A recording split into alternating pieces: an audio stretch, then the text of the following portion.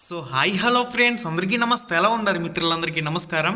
Friends, APPSC Andhra Pradesh public service కమిషన్కి సంబంధించి group 1 పోస్టులకు సంబంధించి ఏ విధంగా ఆన్లైన్ అప్లికేషన్ అనేది చేయాలి స్టెప్ బై స్టెప్ లైవ్లో చేసి చూపిస్తాను. ప్రతి ఒక్కరు కూడా వీడియోని పూర్తిగా చూడండి. మీరు కనుక ఫస్ట్ టైం మన ఛానల్కి వచ్చినట్లయితే సబ్స్క్రైబ్ చేసుకోండి. మరిన్ని ఇటువంటి గ్రూప్ 1 గ్రూప్ 2కి సంబంధించి ఇంపార్టెంట్ బిట్స్ క్లాసెస్ మీరు మిస్ కాకుండా చూసే అవకాశం అయితే ఉంటుంది. ముందుగా అందరికీ తెలిసిందే, OTPR one time profile registration అనేది ఒకటి ముందుగా చేసుకోవాలి. ఆల్రెడీ ఎవరైతే గ్రూప్ 2కి సంబంధించి అప్లై చేస్తారో వాళ్ళు already OTPR one time profile registration అనేది చేసుకుని ఉంటారు. కాబట్టి ఆ ఓటీపీఆర్ ఐడితో పాస్వర్డ్తో డైరెక్ట్గా ఈ గ్రూప్ 1కి సంబంధించి ఆన్లైన్ అప్లికేషన్ చేసే అవకాశం అయితే ఉంటుంది.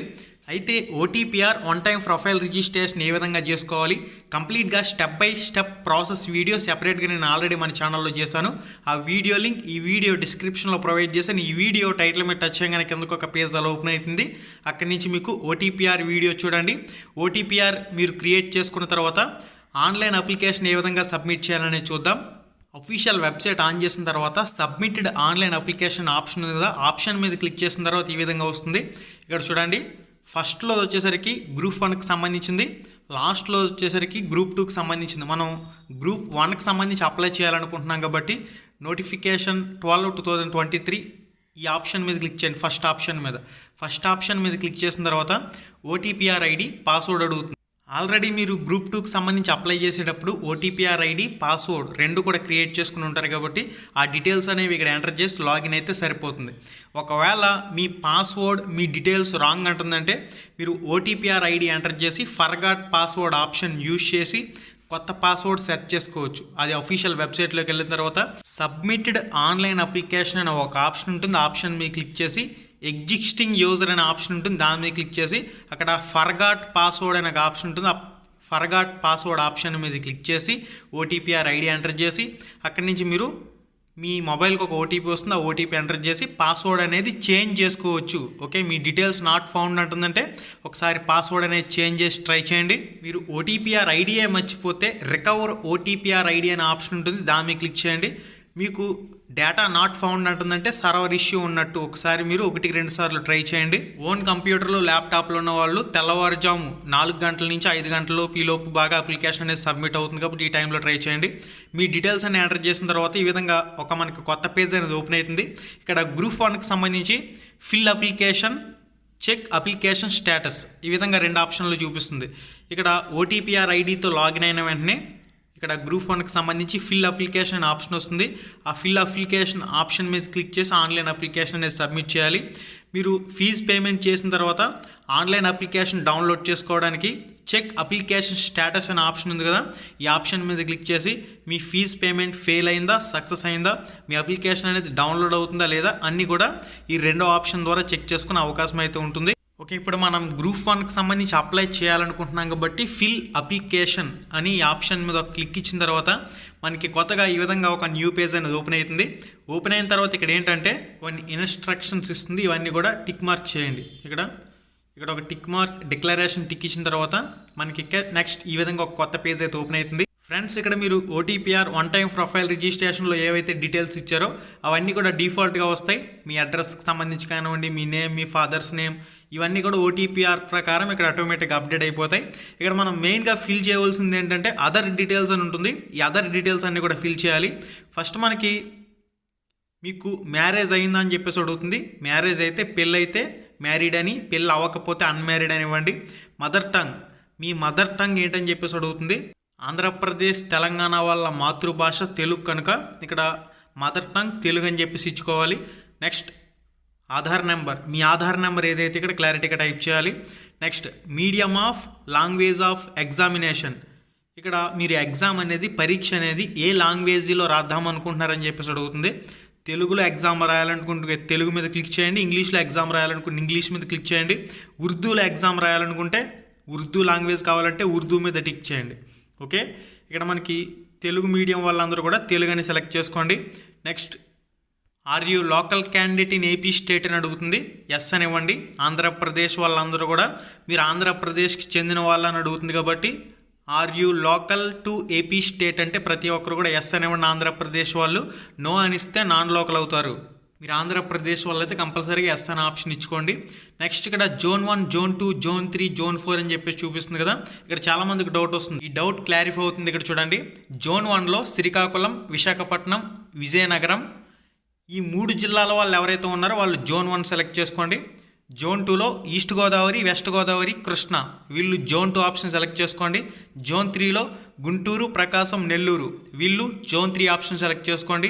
జోన్ 4 ఆప్షన్ వచ్చేసరికి చిత్తూరు, అనంతపురం, కర్నూలు, అనంతపూర్ వీళ్ళు వచ్చేసరికి జోన్ 4 ఆప్షన్ అయితే సెలెక్ట్ చేసుకోండి. ఓకే, మీరు మీ జిల్లా ఏ జోన్లో ఉందో ఆ జిల్లా జోన్ మీరు సెలెక్ట్ చేసుకోండి. ఓకే, ఫర్ ఎగ్జాంపుల్ మీది శ్రీకాకుళం అయితే జోన్ 1 సెలెక్ట్ చేసుకోవాలి. ఇలా మీ జోన్ అనేది సెలెక్ట్ చేసుకున్న తర్వాత మీరు తెలంగాణ నుంచి ఆంధ్రప్రదేశ్కి మైగ్రేట్ అయ్యి వచ్చారని అడుగుతుంది. ఇది నో అనే ఆప్షన్ ఇవ్వండి. ఒకవేళ మీరు తెలంగాణ నుంచి ఆంధ్రప్రదేశ్కి మైగ్రేట్ అయ్యి వస్తే మాత్రమే ఎస్ అనే ఆప్షన్ ఇవ్వాలి. అంటే కొన్ని జిల్లాలను వచ్చేసరికి ఆంధ్రప్రదేశ్లో కలిపారు కదా, వాటర్ ప్రాజెక్ట్ రిలేటెడ్ మనకి భద్రాచలం ఏరియాలో కానివ్వండి, ఈ విధంగా ఆంధ్రప్రదేశ్కి ఎవరైతే మైగ్రేట్ అయ్యి వచ్చారో తెలంగాణ వాళ్ళు మాత్రమే ఎస్ అనే ఆప్షన్ ఇవ్వాలి. మిగిలిన వాళ్ళందరూ కూడా నో అనే ఆప్షన్ ఇవ్వాలి. Are you AP state white ration card holder అని చెప్పేసి అడుగుతుంది. ఇక్కడ మీకు వైట్ రేషన్ కార్డు ఉంటే ఎస్ అనివ్వండి. రేషన్ కార్డు ఎవరైతే ఉందో వాళ్ళందరూ కూడా ఎస్ అనే ఆప్షన్ సెలెక్ట్ చేసుకుని కొత్త రేషన్ కార్డు ఇవ్వాలా, పాత రేషన్ కార్డు ఇవ్వాలని చెప్పేసి కూడా చాలామంది కామెంట్ చేస్తూ ఉన్నారు. కొత్త రేషన్ కార్డులు మీ దగ్గర ఉంటే కొత్త రేషన్ కార్డు నెంబర్ ఉంటే కొత్త రేషన్ కార్డు నెంబర్ ఎంటర్ చేస్తే సరిపోతుంది. ఇది జస్ట్ ఫార్మాలిటీ మాత్రమే, దీనికి మీరు హడావిడి చేయవలసిన అవసరం లేదు. జస్ట్ మీ దగ్గర వైట్ రేషన్ కార్డు ఉంటే ఆ కార్డు నెంబర్ ఇక్కడ ఎంటర్ చేస్తే సరిపోతుంది. కొత్త కార్డు ఉంటే కొత్త కార్డు నెంబర్ ఇవ్వండి. కొత్త కార్డు లేని వాళ్ళు పాత కార్డు నెంబర్ ఇచ్చుకున్న ఏం ప్రాబ్లం లేదు. నెక్స్ట్ వచ్చేసరికి do you belong to sports quota, మీరు స్పోర్ట్స్ కోటా ఏదైనా సర్టిఫికేట్ కలిగి ఉంటే ఎస్ అనివ్వండి, లేదంటే నో అనివ్వండి. నెక్స్ట్ మనకి గవర్నమెంట్ ఎంప్లాయ్ ఆప్షన్ ఆల్రెడీ ఓటీపీఆర్లో మీరు ఏది ఇస్తే అది వస్తుంది ఇక్కడ. నెక్స్ట్ మీరు ఏదైనా యూపీఎస్సీ ఎగ్జామ్ డిబార్ అయ్యారని అడుగుతుంది. లాస్ట్ ఆప్షన్ నో అనివ్వండి. కంపల్సరీగా నో అనే ఆప్షన్ మాత్రం ఇవ్వాలి. నెక్స్ట్ ఫోటో సిగ్నేచర్ ఆటోమేటిక్గా ఓటీపీఆర్లో ఉన్నవి ఇక్కడ ఆటోమేటిక్గా చూపిస్తుంది కాబట్టి వీటి జోలికి వెళ్ళవలసిన అవసరం ఏమి ఉండదు. నెక్స్ట్ క్వాలిఫికేషన్లకు సంబంధించి చూసినట్లయితే BA, BCom, BSc, BTech, BE, other ఈ విధంగా కొన్ని ఆప్షన్లు అయితే ఉన్నాయి. మీరు దేనిలోకి వెళ్తే ఆ క్వాలిఫికేషన్ సెలెక్ట్ చేసుకుంటే ఒకవేళ మీది లేకపోతే అదర్ అనే ఆప్షన్ ఉంది. అదర్ అనే ఆప్షన్ సెలెక్ట్ చేసుకుని అదర్ క్వాలిఫికేషన్ ఏంటనేది క్లారిటీగా టైప్ చేసి మీ సబ్జెక్ట్ కోర్స్ సబ్జెక్ట్ ఏదైతే ఆ సబ్జెక్ట్ ఇక్కడ ఎంటర్ చేసి మీ యూనివర్సిటీ ఏదైతే అది ఇక్కడ ఎంటర్ చేయవలసి ఉంటుంది. మీరు ఎప్పుడు పాస్ అయ్యారు, ఫైనల్గా మీకు ఎప్పుడు పాస్ అయ్యారు అనేది ఇక్కడ పాసింగ్ ఇయర్ అడుగుతుంది. మీ ప్రొవిజనల్ మార్క్ లిస్టులో కూడా డేట్ అయితే ఉంటుంది కాబట్టి అది మీరు ఇక్కడ ఎంటర్ చేస్తే సరిపోతుంది. ఓకే, క్వాలిఫికేషన్ దగ్గర ఫర్ ఎగ్జాంపుల్ నేను ఇక్కడ మీకు బీకామ్ అని సెలెక్ట్ చేశాను. సెలెక్ట్ చేసిన తర్వాత సబ్జెక్ట్ వచ్చేసరికి bachelor of commerce computer applications. ఈ విధంగా మీకు ఏదైతే కోర్స్ సబ్జెక్ట్ ఉందో మీ కోర్స్ సబ్జెక్ట్ అనేది ఇక్కడ ఎంటర్ చేసుకోవాలి. University for example Andhra university, Adikavi Nannaya university, ఈ విధంగా యూనివర్సిటీ ఏదైతే ఇక్కడ టైప్ చేసుకోండి. ఇక్కడ క్వాలిఫికేషన్కి సంబంధించి మీ ప్రొవిజనల్ మార్క్ లిస్ట్లో ఉంటుంది. మీరు ఫైనల్ ఇయర్లో ఫైనల్స్ ఏమి ఎప్పుడు పాస్ అయ్యారో మ్యాక్సిమం అదే క్వాలిఫైయింగ్ ఇయర్ కింద వస్తుంది. మీ ప్రొవిజనల్ మార్క్ లిస్ట్లో చెక్ చేసి అక్కడ ఏ ఇయర్లో మీరు పాస్ అయినట్లుంటే దానికి సంబంధించి డేట్ ఉంటుంది. ఆ డేట్ ఇక్కడ ఎంటర్ చేస్తే సరిపోతుంది. ఎగ్జామ్ సెంటర్ ప్రిఫరెన్స్, మీరు ఎగ్జామ్ ఎక్కడ రాయాలనుకుంటున్నారు ప్రిలిమినరీకి సంబంధించి. ఇది పోస్ట్కి సంబంధించి ఎటువంటి సంబంధం ఉండదు. జస్ట్ ఇది ఎగ్జామ్ రాయడానికి మీరు ఎంచుకునే ఆప్షన్లు. ఇక్కడ ఫస్ట్ ప్రిఫరెన్స్లో మీరు ఎగ్జామ్ సెంటర్ అనేది ఏ సిటీలో కోరుకుంటున్నారు. ఫర్ ఎగ్జాంపుల్ నేను చూడండి ఇక్కడ కాకినాడ సెలెక్ట్ చేస్తా. సెకండ్ ప్రిఫరెన్స్లో కోనసీమ, థర్డ్ ప్రిఫరెన్స్లో ఈస్ట్ గోదావరి. ఈ విధంగా మీరు ఏ జిల్లాలో ఎగ్జామ్ రాయాలంటే ఆ జిల్లా ఆ సిటీ మీరు ఇక్కడ ప్రిఫరెన్స్లు అనేవి సెట్ చేసుకోండి 1, 2, 3 కింద. నెక్స్ట్ ఫీజు అనేది 250 రూపాయలు చూపిస్తుంది. డీటెయిల్స్ అనేవి 1కి 2 సార్లు చెక్ చేసుకుని ఫైనల్గా డిక్లరేషన్ టిక్ ఇచ్చి సబ్మిట్ చేసినట్లయితే ఈ విధంగా ఫీజు పేమెంట్కి సంబంధించి కంటిన్యూ అని అడుగుతుంది. ఫీజు పేమెంట్కి సంబంధించి కంటిన్యూ చేసినట్లయితే పే నౌ అనే ఆప్షన్ వస్తుంది. ఇక్కడ డెబిట్ కార్డ్ అందరికీ ఉంటుంది కాబట్టి డెబిట్ కార్డ్ సెలెక్ట్ చేసుకోండి. మెయిన్గా హెచ్డిఎఫ్సికి సంబంధించి కానివ్వండి, ఎస్బీఐ డెబిట్ కార్డులు కానివ్వండి పేమెంట్లు అవుతున్నాయి. ఇటువంటి ఎస్బీఐ, హెచ్డిఎఫ్సి కార్డుల ద్వారా ట్రై చేయండి. గమ్ముని మీకు పేమెంట్ అవడానికి ఛాన్స్ ఎక్కువ ఉంటుంది. 2-3 సార్లు మీ పేమెంట్ ఫెయిల్డ్ అవుతుందంటే ఆ కార్డులో ప్రాబ్లం ఉన్నట్లు. మీ అమౌంట్ కట్ అయినా కానీ 48 అవర్స్లో ఏ అకౌంట్ నుంచి కట్ అయిందో ఆ అకౌంట్లో అమౌంట్ అనేది యాడ్ అయిపోతుంది కాబట్టి ప్రాబ్లం లేదు. కార్డులు హెచ్డిఎఫ్సి, ఎస్బీఐ ఇటువంటి కార్డులు ట్రై చేయండి. ఎక్కువగా పేమెంట్ ఈజీగా వెంటనే సక్సెస్ అవ్వడానికి ఛాన్స్ ఉంటుంది. ఓకే గైస్, ఈ విధంగా ఫీజు పేమెంట్ అనేది చేసిన తర్వాత మీ అప్లికేషన్ స్టేటస్ అనేది ఇక్కడ నేను చెక్ చేసుకోవచ్చు. ఆన్లైన్ అప్లికేషన్ ఆప్షన్ మీద క్లిక్ చేసి వెబ్సైట్లోకి లాగిన్ అయిన తర్వాత చెక్ అప్లికేషన్ స్టేటస్ అనే ఆప్షన్ ఉంటుంది. అక్కడి నుంచి మీకు ఫీజ్ పేమెంట్ సక్సెస్ అయితే సక్సెస్ అని చూపిస్తుంది, ఫీజ్ పేమెంట్ ఫెయిల్డ్ అయితే ఫెయిల్డ్ అని చూపిస్తుంది.